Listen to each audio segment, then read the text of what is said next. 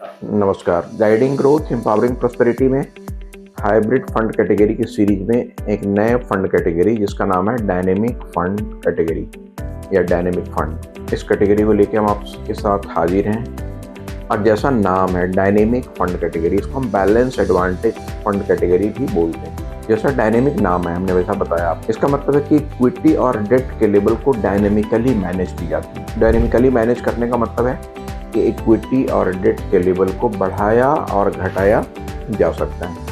एक fund manager हमेशा इस बात की कोशिश करता है कि यदि इकोनॉमिक इन्वायरमेंट या मार्केट सपोर्ट कर रही है तो उसके एलोकेशन को किस डायरेक्शन में उसे बढ़ाना है और किस डायरेक्शन में उसे घटाना है।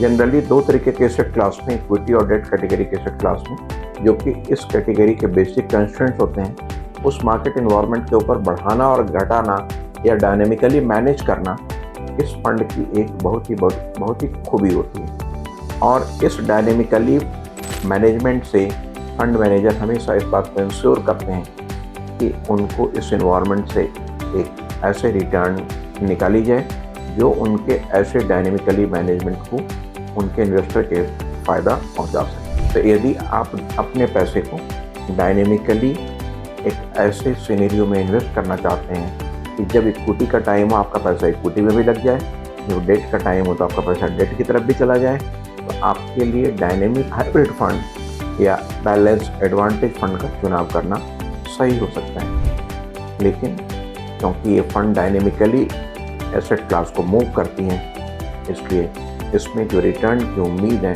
वो हमेशा एग्रेसिव हाइब्रिड कैटेगरी से कम की करनी चाहिए, क्योंकि डायनेमिकली एसेट को मूव करने से फंड मैनेजर का ज़्यादा फोकस उसके रिस्क मैनेजमेंट के ऊपर होता है और कम फोकस रिटर्न मैक्सिमाइजेशन के ऊपर होता है। लेकिन रिस्क मैनेजमेंट को मैनेज करते हुए और रिटर्न को मॉडरेट रखते हुए यदि आपकी उम्मीद एक लॉन्ग टर्म में अच्छे वेल्थ बनाने की है तो डायनेमिक हाइब्रिड फंड या बैलेंस एडवांटेज फंड कैटेगरी को आप अपने पोर्टफोलियो में जगह दे सकते हैं और अपने कंसिस्टेंटली ग्रोथ के ऊपर आप अपने पैसे को कंपाउंडिंग कर सकते हैं। तो इस सीरीज में आज के लिए इतना ही।